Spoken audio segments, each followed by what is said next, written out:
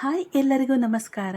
ನಮ್ಮ ಮೈಸೂರು ವೆಜ್ ಚಾನಲ್ಗೆ ನಿಮ್ಮೆಲ್ಲರಿಗೂ ಸ್ವಾಗತ. ಇವತ್ತಿನ ರೆಸಿಪಿ ತುಂಬಾನೇ ಟೇಸ್ಟಿಯಾಗಿರುವಂತಹ ವೆಜ್ ದಿವಾನಿ ಹಂಡಿ. ಇದನ್ನ ನಾವು ರೋಟಿ, ಚಪಾತಿ, ಕುಲ್ಚಾ, ಪರೋಟಾ, ಪೂರಿಗೆ ಕಾಂಬಿನೇಷನ್ ಆಗಿ ತಿನ್ನಬಹುದು. ಟೇಸ್ಟ್ ಅಂತೂ ತುಂಬಾನೇ ಚೆನ್ನಾಗಿರುತ್ತೆ. 100% ರೆಸ್ಟೋರೆಂಟ್ ಸ್ಟೈಲ್ ಅಲ್ಲೇ ಅದೇ ಟೇಸ್ಟ್ ನಲ್ಲೇ ಇರುತ್ತೆ. ನೀವು ಕೂಡ ಈ ತರ ಮನೆಯಲ್ಲಿ ವೆಜ್ ದಿವಾನಿ ಹಂಡಿನ ಮಾಡ್ಕೊಟ್ಟು ನೋಡಿ. ಮನೇಲಿ ಇರುವಂತಹ ಚಿಕ್ಕವರು ದೊಡ್ಡವರು ಎಲ್ಲ ತುಂಬಾನೇ ಇಷ್ಟಪಟ್ಟು ತಿಂತಾರೆ. ಹಾಗಾದರೆ ಇಷ್ಟು ಟೇಸ್ಟಿಯಾಗಿರುವಂತಹ ವೆಜ್ ದಿವಾನಿ ಹಂಡಿ ಮಾಡೋದು ಹೇಗೆ ಅಂತ ನೋಡೋಣ ಬನ್ನಿ. ಮೊದಲಿಗೆ ನಾವಿಲ್ಲಿ ಒಂದು ಪಾತ್ರೆಗೆ ಒಗ್ಗರಣೆಗೆ ಬೇಕಾಗಿರೋಷ್ಟು ಎಣ್ಣೆನ ಹಾಕ್ಕೊಳ್ತಾ ಇದ್ದೀವಿ. ಎಣ್ಣೆ ಬಿಸಿ ಆದಮೇಲೆ ಸ್ವಲ್ಪ 1 ಹಿಡಿಯಷ್ಟು ಗೋಡಂಬಿನ ಹಾಕ್ಕೊಳ್ಬೇಕು. ಗೋಡಂಬಿನ ಹಾಕ್ಕೊಂಡು ಮೀಡಿಯಂ ಫ್ಲೇಮ್ನಲ್ಲೇ 2 ನಿಮಿಷ ಸ್ವಲ್ಪ ಕಲರ್ ಬರೋವರೆಗೂ ಈ ಥರ ಫ್ರೈ ಮಾಡ್ಕೊಳ್ಳೋಣ. ಗೋಡಂಬಿ ಚೆನ್ನಾಗಿ ಫ್ರೈ ಆದಮೇಲೆ 3 ದೊಡ್ಡ ಈರುಳ್ಳಿಯನ್ನು ಕಟ್ ಮಾಡಿ ಅದ್ರ ಜೊತೆಗೇ ಹಾಕ್ಕೊಂಡು ಫ್ರೈ ಮಾಡ್ಕೊಳ್ಬೇಕು. ಇಲ್ಲಿ ನಾವು ಈರುಳ್ಳಿನ ಫ್ರೈ ಮಾಡೋದು ತುಂಬಾನೇ ಇಂಪಾರ್ಟೆಂಟ್. ಈರುಳ್ಳಿ ಯಾವ ಥರ ಫ್ರೈ ಆಗಬೇಕು ಅಂದರೆ ಫುಲ್ಲು ಗೋಲ್ಡನ್ ಕಲರ್ ಬರಬೇಕು, ಅಲ್ಲಿವರೆಗೂ ಇದನ್ನು ಫ್ರೈ ಮಾಡ್ಕೊಳ್ತಾ ಇದ್ದೀವಿ. ಈರುಳ್ಳಿ ಅರ್ಧ ಫ್ರೈ ಆದಮೇಲೆ 1 ಇಂಚಷ್ಟು ಶುಂಠಿನ ಹಾಕ್ಕೊಳ್ಳೋಣ. ಹಾಗೆ 2 ಬೆಳ್ಳುಳ್ಳಿಯನ್ನು ಹಾಕ್ಕೊಳ್ತಾ ಇದ್ದೀವಿ. ಅದು ಫ್ರೈ ಆಗೋಷ್ಟರಲ್ಲಿ ಇನ್ನೊಂದು ಕಡೆ ತರಕಾರಿನ ಬೇಯಿಸೋದಕ್ಕೆ ಹಾಕ್ಕೊಳ್ತಾ ಇದ್ದೀವಿ. ಒಂದು ಪಾತ್ರೆಗೆ ನೀರು ಬಿಸಿ ಆಗೋದಕ್ಕೆ ಇಟ್ಕೊಂಡು, ನೀರು ಬಿಸಿ ಆದಮೇಲೆ ಹಸಿ ಬಟಾಣಿ, ಕ್ಯಾರೆಟು, ಬೀನ್ಸು ಅಷ್ಟನ್ನು ಹಾಕ್ಕೊಂಡು ಸ್ವಲ್ಪ ಉಪ್ಪನ್ನು ಸೇರಿಸಿ ಬೇಯೋದಕ್ಕೆ ಬಿಟ್ಬಿಡೋಣ. ಅಷ್ಟರಲ್ಲಿ ಈ ಕಡೆ ಈರುಳ್ಳಿ, ಗೋಡಂಬಿ ಎಲ್ಲ ಇನ್ನೂ ಚೆನ್ನಾಗಿ ಫ್ರೈ ಆಗಿರುತ್ತೆ. ನೋಡ್ತಾ ಇರಬಹುದು, ಈರುಳ್ಳಿ ಎಲ್ಲ ಫುಲ್ಲು ಗೋಲ್ಡನ್ ಕಲರ್ ಬಂದಿದೆ. ಈಗ ಇದಕ್ಕೆ 3 ದೊಡ್ಡ ಟೊಮೆಟೊನ ಕಟ್ ಮಾಡಿ ಹಾಕ್ಕೊಳ್ತಾ ಇದ್ದೀವಿ. ಟೊಮೆಟೊ ಫುಲ್ ಸಾಫ್ಟ್ ಆಗೋವರೆಗೂ ಫ್ರೈ ಮಾಡ್ಕೊಳ್ಬೇಕು. ನಾವು ಎಷ್ಟು ಚೆನ್ನಾಗಿ ಫ್ರೈ ಮಾಡ್ಕೊಳ್ತೀವೋ ಅಷ್ಟೇ ಚೆನ್ನಾಗಿ ಟೇಸ್ಟ್ ಬರುತ್ತೆ. ಇದಕ್ಕೆ 3 ಹಸಿಮೆಣಸಿನಕಾಯಿ, 4 ರಿಂದ 5 ಬ್ಯಾಡಗಿ ಮೆಣಸಿನಕಾಯಿನ ಹಾಕ್ಕೊಳ್ತಾ ಇದ್ದೀವಿ. ಟೊಮೆಟೊ ಸ್ವಲ್ಪ ಸಾಫ್ಟ್ ಆದಮೇಲೆ ಇದಕ್ಕೆ 1 ಗ್ಲಾಸಷ್ಟು ನೀರನ್ನು ಹಾಕಿ ಸ್ವಲ್ಪ ಉಪ್ಪನ್ನು ಸೇರಿಸಿ ಮಿಕ್ಸ್ ಮಾಡಿ ಒಂದು ಪಾನನ್ನು ಮುಚ್ಚಿ ಬೇಯೋದಕ್ಕೆ ಬಿಟ್ಬಿಡೋಣ. ಪಾನನ್ನು ಮುಚ್ಚಿ 2 ನಿಮಿಷ ಆಗಿದೆ. ನೋಡ್ತಾ ಇರಬಹುದು, ಟೊಮೆಟೊ ಎಲ್ಲ ತುಂಬ ಸಾಫ್ಟ್ ಆಗಿ ಬೆಂದಿದೆ. ಈಗ ಗ್ಯಾಸನ್ನು ಆಫ್ ಮಾಡ್ಕೊಳ್ಳೋಣ. ಈಗ ಪಕ್ಕದಲ್ಲಿ ಬೇಯಿಸೋಕೆ ಇಟ್ಟಿರುವಂತಹ ತರಕಾರಿನೂ ಕೂಡ ಬೆಂದಿದೆ. ಇದನ್ನು ನಾವು ಆಫ್ ಬಾಯ್ಲ್ ಮಾಡ್ಕೊಂಡಿದ್ದೀವಿ. ಈ ರೆಸಿಪಿಗೆ ನಾವು ತರಕಾರಿನ ಫುಲ್ ಬೇಯಿಸ್ಕೊಳ್ಳೋದಿಲ್ಲ, ಆಫ್ ಬಾಯ್ಲ್ ಮಾಡಿಕೊಂಡು ನೀರನ್ನು ಸಪ್ರೇಟ್ ಮಾಡಿ ಇಟ್ಕೊಂಡಿದ್ದೀವಿ. ಈಗ ಪಕ್ಕದಲ್ಲಿ ಫ್ರೈ ಮಾಡಿ ಇಟ್ಕೊಂಡಿರುವಂತಹ ಟೊಮೆಟೊ, ಈರುಳ್ಳಿ, ಗೋಡಂಬಿ, ಮೆಣಸಿನಕಾಯಿ ಎಲ್ಲ ಕೂಲ್ ಆಗಿದೆ. ಇದನ್ನು ಒಂದು ಮಿಕ್ಸರ್ ಜಾರ್ಗೆ ಹಾಕಿ ಸಾಫ್ಟ್ ಆಗಿ ಈ ರೀತಿ ರುಬ್ಕೊಳ್ಳೋಣ. ರುಬ್ಕೊಂಡಿರೋಂತಹ ಪೇಸ್ಟನ್ನು ಪಕ್ಕದಲ್ಲಿ ಎತ್ತಿಟ್ಕೊಂಡಿದ್ದೀವಿ. ಈಗ ಒಂದು ಪಾನ್ನಲ್ಲಿ ಒಗ್ಗರಣೆಗೆ ಬೇಕಾಗಿರೋಷ್ಟು ಎಣ್ಣೆನ ಹಾಕ್ಕೊಂಡಿದ್ದೀವಿ. ಎಣ್ಣೆ ಬಿಸಿ ಆದಮೇಲೆ ಗ್ಯಾಸನ್ನು ಮೀಡಿಯಂ ಫ್ಲೇಮ್ನಲ್ಲೇ ಇಟ್ಕೊಂಡು 2 ಪಲಾವ್ ಎಲೆ, 1 ಇಂಚಷ್ಟು ಚಕ್ಕೆ, 4 ಲವಂಗನ ಹಾಕ್ಕೊಂಡು 1 ನಿಮಿಷ ಚೆನ್ನಾಗಿ ಫ್ರೈ ಮಾಡ್ಕೊಳ್ಬೇಕು.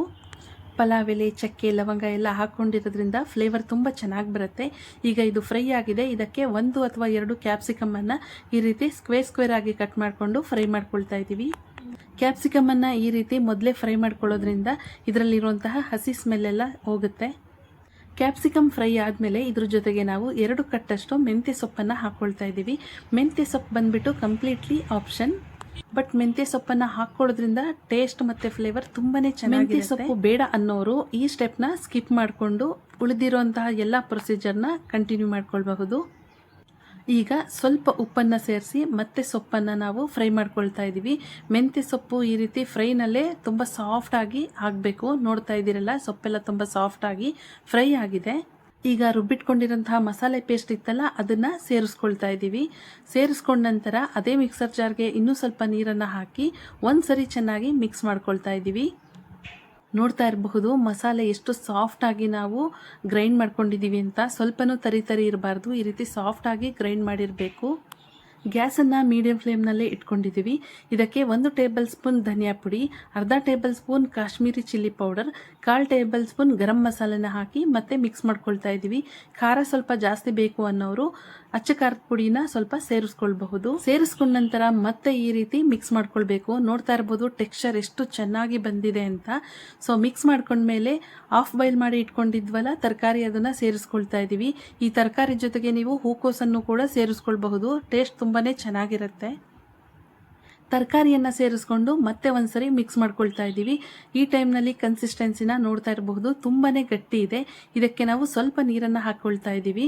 ನಾವು ತರಕಾರಿ ಬೇಯಿಸಿ ನೀರನ್ನು ಸಪ್ರೇಟ್ ಮಾಡಿ ಇಟ್ಕೊಂಡಿದ್ವಲ್ಲ, ಅದೇ ನೀರನ್ನು ಹಾಕ್ಕೊಳ್ತಾ ಇದ್ದೀವಿ. ಈ ರೆಸಿಪಿ ಈ ರೀತಿ ತಿಕ್ಕಾಗಿನೇ ಇರಬೇಕು, ತುಂಬ ತೆಳು ಆದರೆ ಚೆನ್ನಾಗಿರಲ್ಲ.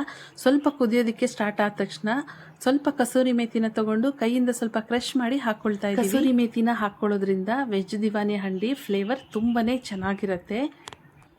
ಮಿಕ್ಸ್ ಮಾಡ್ಕೊಂಡ್ಮೇಲೆ ಅರ್ಧ ಕಟ್ಟು ಕೊತ್ತಂಬರಿ ಸೊಪ್ಪನ್ನ ಚೆನ್ನಾಗಿ ತೊಳೆದು ಚಿಕ್ಕದಾಗಿ ಕಟ್ ಮಾಡ್ಕೊಂಡು ಮೇಲೆ ಉದುರಿಸ್ಕೊಳ್ತಾ ಕೊತ್ತಂಬರಿ ಸೊಪ್ಪನ್ನ ಸೇರಿಸ್ಕೊಂಡ್ಮೇಲೆ ಗ್ಯಾಸ್ ಅನ್ನ ಕಂಪ್ಲೀಟ್ ಆಗಿ ಆಫ್ ಮಾಡಿ ಒಂದ್ಸರಿ ಮಿಕ್ಸ್ ಮಾಡ್ಕೊಂಡ್ರೆ ಆಯ್ತು ವೆಜ್ ದಿವಾನಿ ಹಂಡಿ ತಿನ್ನೋದಿಕ್ಕೆ ರೆಡಿ. ಈ ತರ ವೆಜ್ ದಿವಾನಿ ಹಂಡಿನ ನೀವು ಮನೇಲೆ ಮಾಡ್ಕೊಂಡು ನೋಡಿ, ಯಾವ ರೆಸ್ಟೋರೆಂಟ್ ಅಲ್ಲಿ ಕೊಟ್ರು ಇಷ್ಟಪಡೋದಿಲ್ಲ, ಅಷ್ಟು ಚೆನ್ನಾಗಿ ಬರುತ್ತೆ ಮನೆಯಲ್ಲಿ. ಇದನ್ನ ಮಾಡ್ಕೊಂಡ್ರೆ ಆಯ್ತು, ರುಚಿಯಾಗಿರುವಂತಹ ವೆಜ್ ದಿವಾನಿ ಹಂಡಿ ರೆಸ್ಟೋರೆಂಟ್ ಸ್ಟೈಲ್ ಅಲ್ಲಿ ಮನೆಯಲ್ಲೇ ರೆಡಿ ಆಗುತ್ತೆ. ನೋಡಿದ್ರಲ್ಲ ಎಷ್ಟು ಈಸಿಯಾಗಿ ವೆಜ್ ದಿವಾನಿ ಹಂಡಿ ರೆಸಿಪಿನ ಮಾಡಬಹುದು ಅಂತ. ನಾನು ಮೊದಲೇ ಹೇಳ್ದಂಗೆ ಈ ರೆಸಿಪಿ ಜೊತೆಗೆ ಚಪಾತಿ, ಕುಲ್ಚಾ, ರೋಟಿ, ಪರೋಟ, ಪೂರಿನ ತಿನ್ನಬಹುದು. ಟೇಸ್ಟ್ ಅಂತೂ ತುಂಬಾನೇ ಚೆನ್ನಾಗಿರುತ್ತೆ. ಈ ರೆಸಿಪಿ ನಿಮ್ಮೆಲ್ಲರಿಗೂ ಇಷ್ಟ ಆಗಿದ್ರೆ ನಮ್ಮ ಚಾನಲ್ನ ಲೈಕ್ ಮಾಡಿ, ಶೇರ್ ಮಾಡಿ, ಸಬ್ಸ್ಕ್ರೈಬ್ ಮಾಡಿ, ಪಕ್ಕದಲ್ಲಿರುವಂತಹ ಬೆಲ್ ಐಕನನ್ನು ಕ್ಲಿಕ್ ಮಾಡಿ. ಮತ್ತೆ ಹೊಸ ರೆಸಿಪಿಯೊಂದಿಗೆ ನಾನು ನಿಮಗೆ ಸಿಗ್ತೀನಿ. ಅಲ್ಲಿವರೆಗೂ ಥ್ಯಾಂಕ್ ಯು ಆಲ್.